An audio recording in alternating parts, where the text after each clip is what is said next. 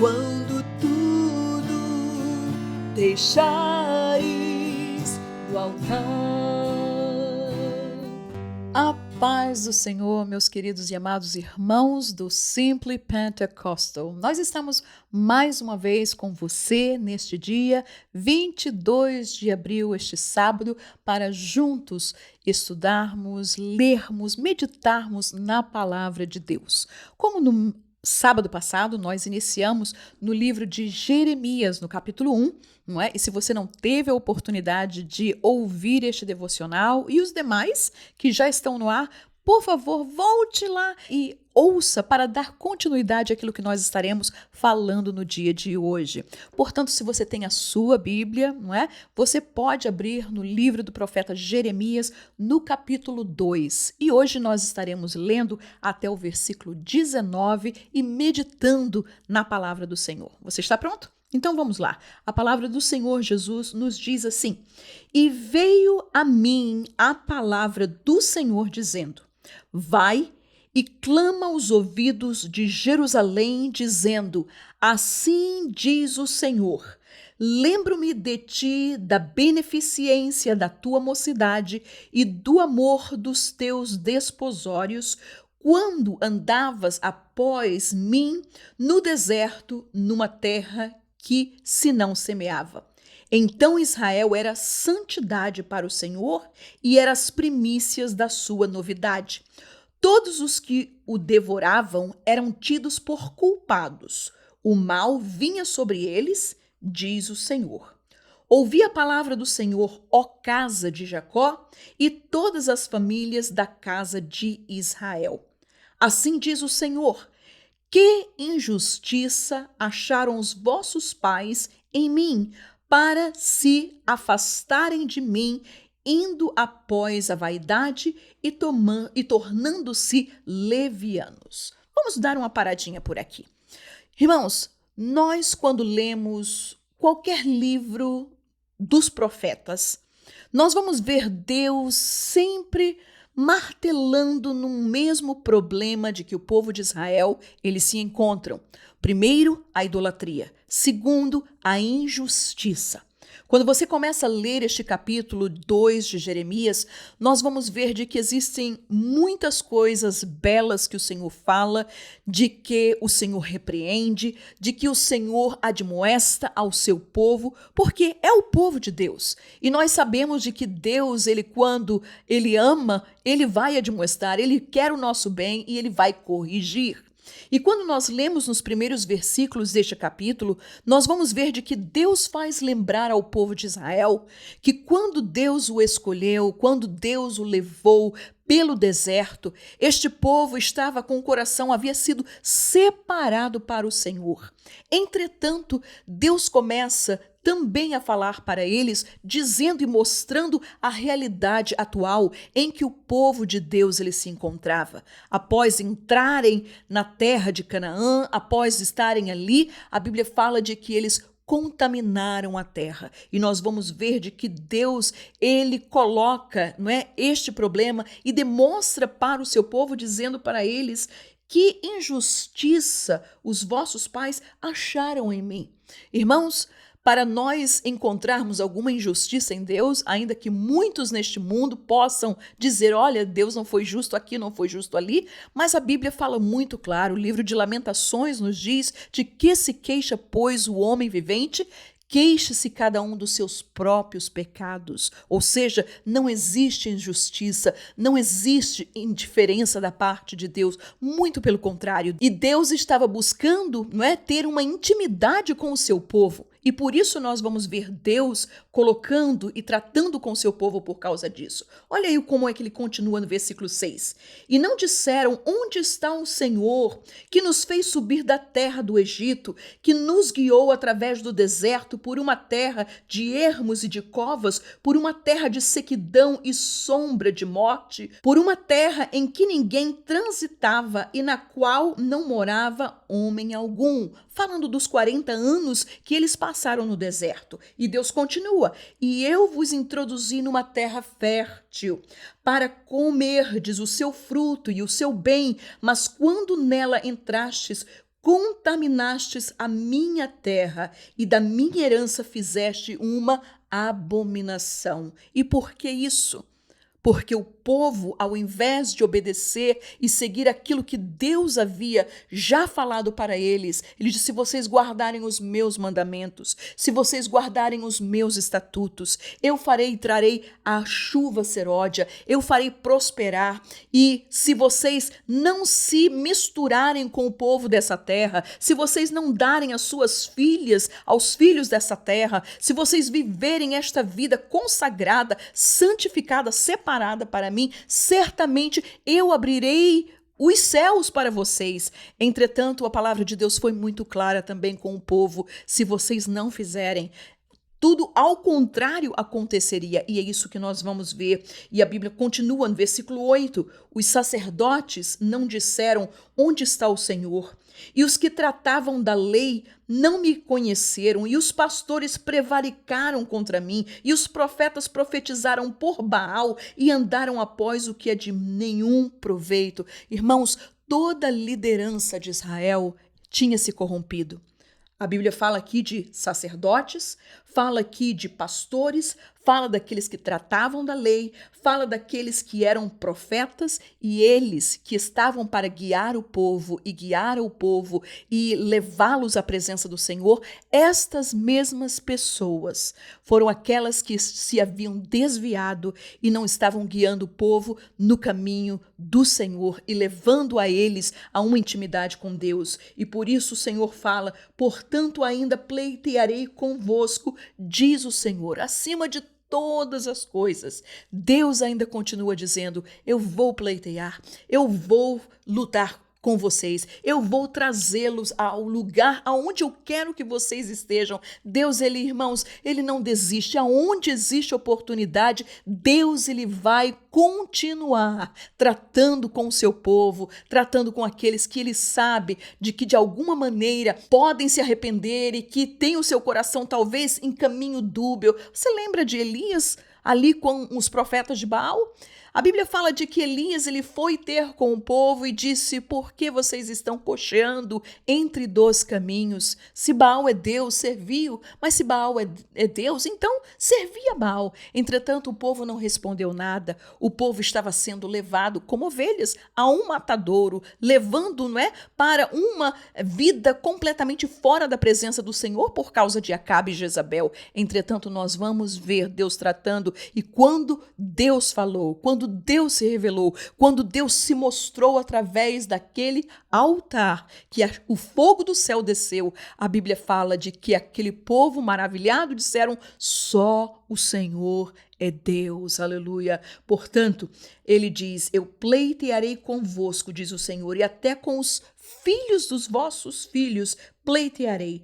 Porquanto passai as ilhas de Quitim e vede, e enviai a Quedar, e atentai bem, e vede se sucedeu coisa semelhante. E ele diz: olha aí, houve alguma nação que trocasse os seus deuses, postos não serem deuses? Todavia o meu povo trocou a sua glória pelo que é de nenhum proveito. Irmãos, isto é duro ouvir. Eu não sei você, mas me quebranta o coração de que muitas vezes nós podemos ter a bênção de Deus, a glória de Deus, podemos ter tudo em nossas mãos e por causa da nossa negligência nós possamos abandonar tudo isso e trocar. Lembra-se de Esaú? Ele era o primogênito, ele tinha bênção, ele tinha tudo certinho no lugar para ser abençoado. Mas o que foi que aconteceu com Esaú? Trocou a sua primogenitura por um prato de lentilha. E o povo de Israel trocou a glória de Deus, trocou a presença de Deus, trocou a vida com Deus por causas de ídolos, por causas de deuses das outras nações, porque elas pareciam ser melhores do que ele. Israel era um povo simples, Israel era um povo que não tinha muita luxúria, não é? E quando viam talvez aqueles outros exércitos, outros países, poderiam se sentir, mas nós não somos nada. Mas eles tinham com ele o que era maior. Assim como, não é? Nós sabemos de que aquele que está em nós é maior do que aquele que está no mundo. Esaú trocou a sua primogenitura e ainda disse: para que me serve a minha primogenitura? Eu estou com fome. Isso não vai me alimentar. Oh, irmãos, que triste ele saber e chorar amargamente pelo erro, pela a traição que ele fez, não somente com seu pai, com seu Deus, com a sua própria vida e a bênção que Deus havia para ele. Entretanto, Deus fala a mesma coisa. E ele diz: espantai-vos disto, ó céus, e horrorizai-vos. Ficai verdadeiramente desolados, diz o Senhor. E o versículo 13, que também cai muito ao nosso coração, ele disse: porque o meu povo fez duas maldades.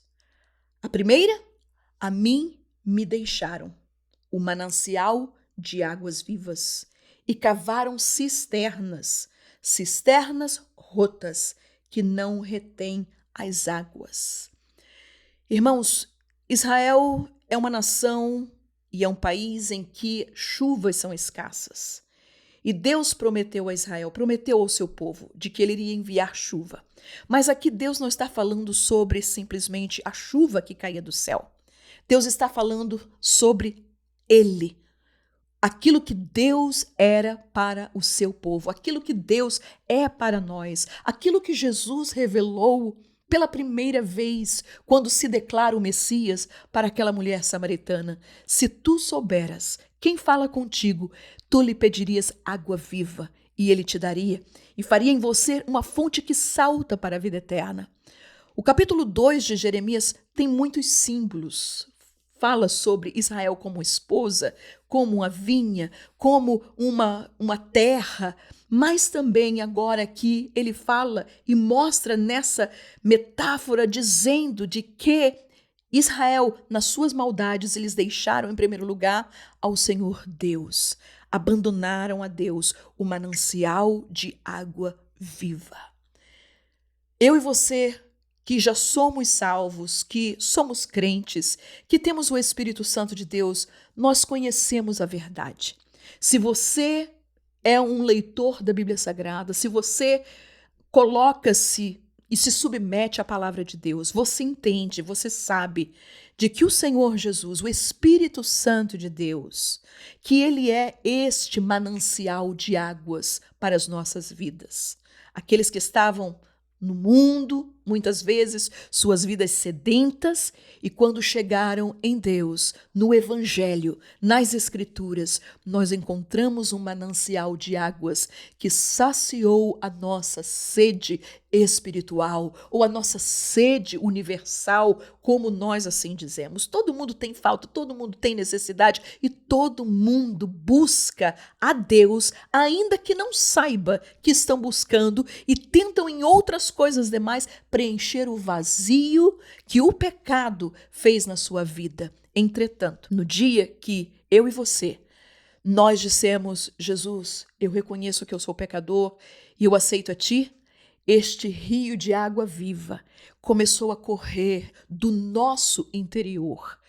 E este nosso Deus, ele é o manancial. Quando a Bíblia fala de água viva, não é somente águas que estejam, borbulhando, que estejam vivas, que estejam ativas, que estejam correndo, mas era a fonte, era aquele olho d'água, era de onde nascia a nascente de água. E o nosso Deus, ele era essa nascente. E o que é que Deus disse? Qual foi o seu erro, Israel? Qual é o seu erro? Ele fala para nós também. Ele disse: não somente deixar o manancial, mas o problema é que vocês cavaram cisternas. Cisternas era um local onde se depositava, onde as águas da chuva que caía eram colocadas ali.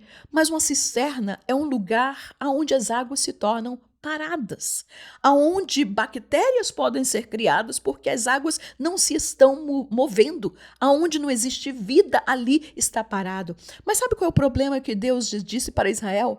Que além de eles criarem, ao invés de beber água do manancial, da água viva, eles estavam bebendo água de uma cisterna, mas ele disse cisternas rotas.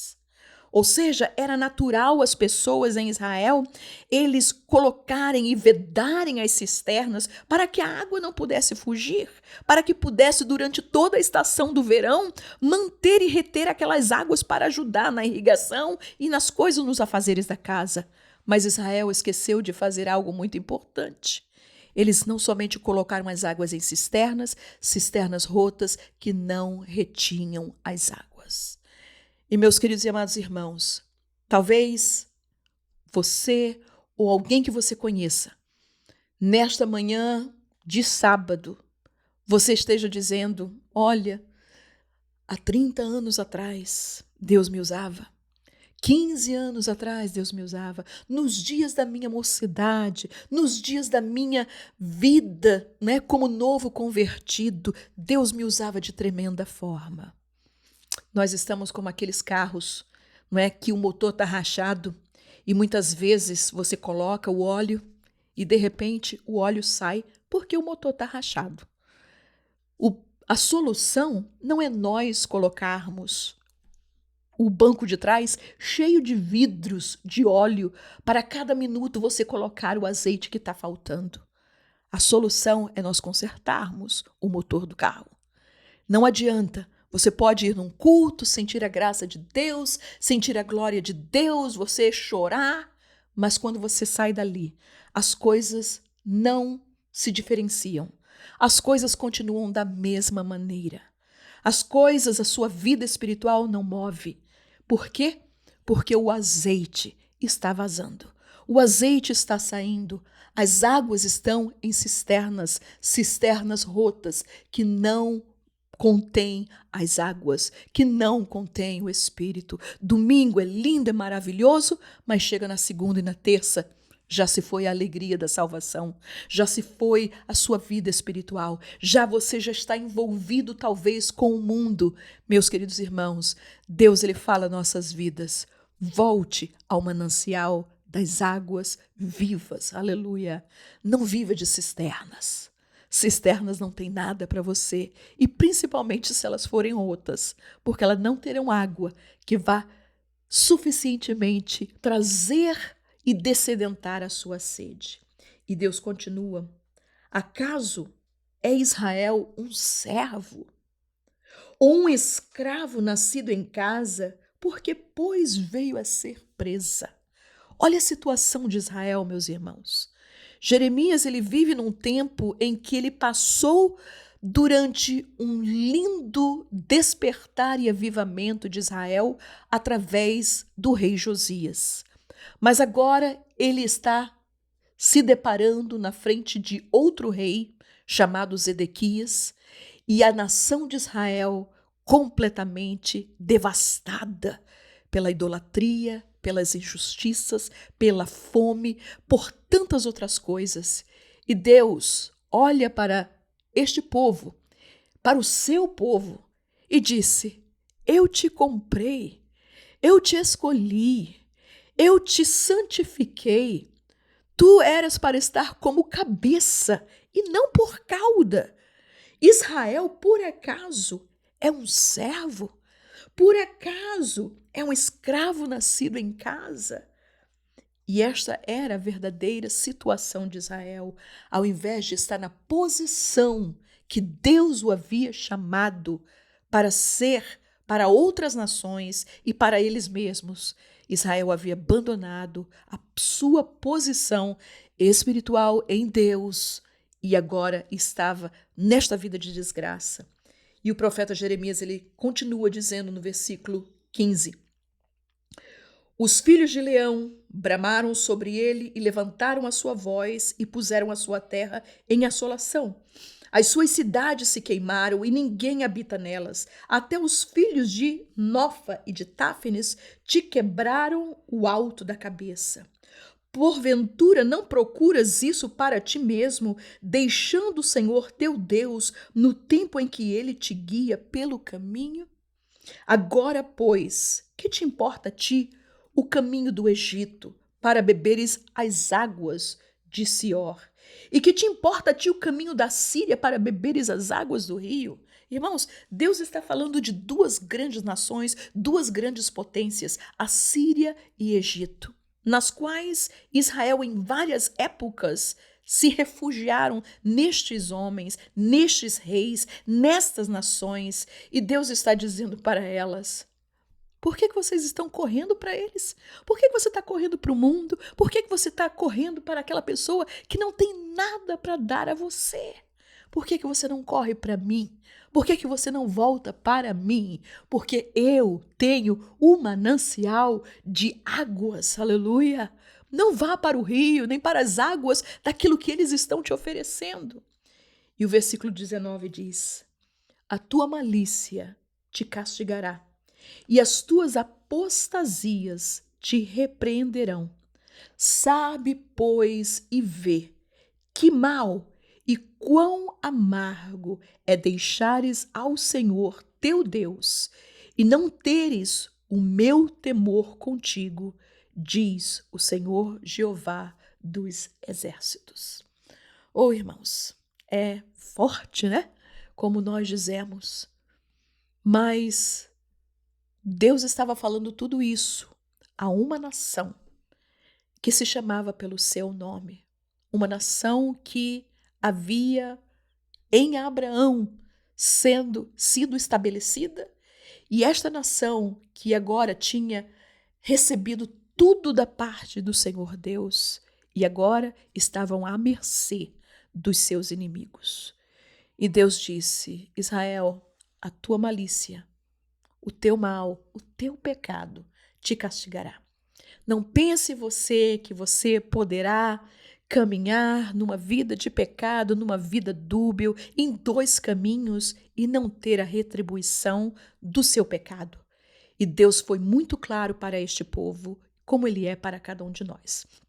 Nós vamos parar por aqui, porque no próximo sábado nós estaremos concluindo este capítulo, do versículo 20 até o versículo 37, onde Deus fala outras coisas muito importantes. E nós iremos ver, né, através da vida deste profeta, das suas profecias, daquilo que ele trouxe para este povo, trazendo e lutando, falando para aquele povo: voltem ao manancial das águas vivas. Amém? E sendo assim, como nós fizemos no do sábado passado, nós iremos fazer mais uma vez hoje, não é? Eu tenho aqui comigo, né, a nossa querida irmã Manuela Barros, a nossa professora Manuela Barros, que vocês tão bem conhecem, não somente na escola dominical, no devocional, não é? Então, se vocês, não é, enquanto ela vai vir aqui para poder nos ajudar, porque nós vamos louvar ao Senhor, não é? Para aqueles que não conhecem, não é? Nós, desde muito pequena, Deus ele nos permitiu estar muito envolvidas na música na igreja, cantando, né? Em coralzinho de criança, a irmã Manuela também. E graças a Deus, em nossa igreja, nós também, não é? Louvamos, cantamos e tocamos. E por que não é? Concluir este nosso devocional com este hino, não é? Que nós gostamos tanto e que é uma oração para cada um de nós. É o hino de número 577, que diz: em fervente oração vem o teu coração na presença de Deus derramar. Quando tudo perante o Senhor estiver e todo o teu ser ele controlar, só então hás de ver que o Senhor tem poder quando tudo deixares no altar. E essa é a nossa oração nesta manhã. Deixe tudo no altar. Amém?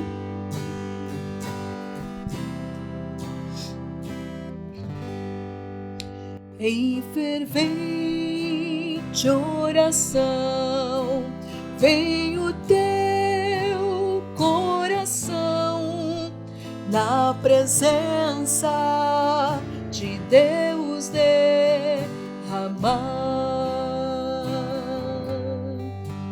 mas só podes fruir o que estais a pedir quando tudo deixares no altar.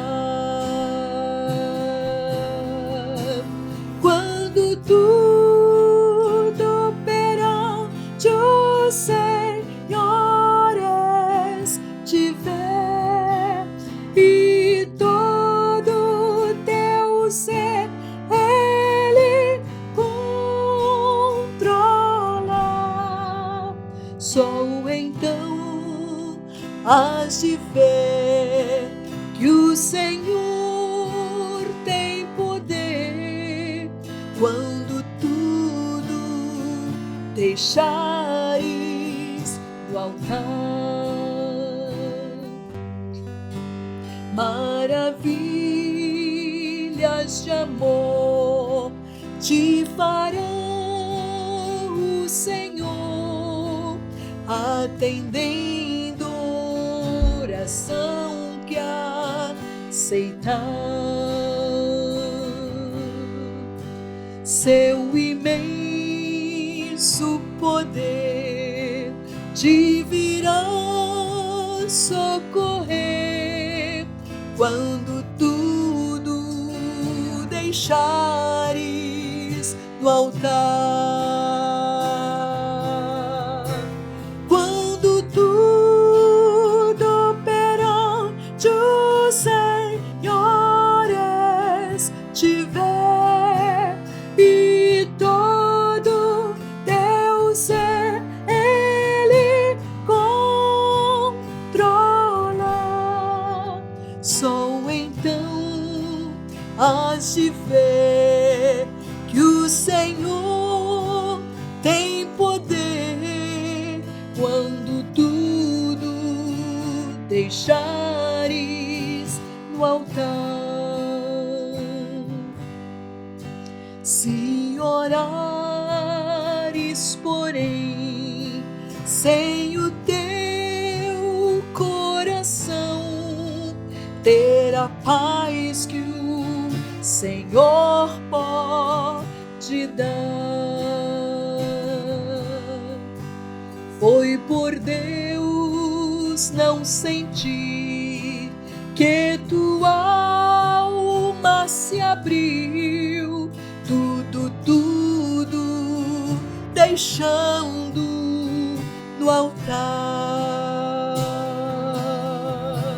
Quando tudo perante os Senhores tiver e todo teu ser Ele controla, só então hás de ver que o Senhor tem poder quando tudo deixares no altar. Quando tudo deixares no altar.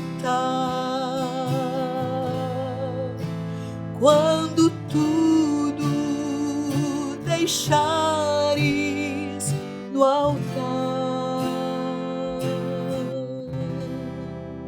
Aleluia. Que o Senhor Jesus possa te abençoar neste fim de semana, na sua igreja, com a sua família, e todos aqui do Simply Pentecostal desejamos a você um bom fim de semana e um abençoado dia de domingo na casa do Senhor. Que o Senhor Jesus te abençoe, em nome de Jesus. Amém.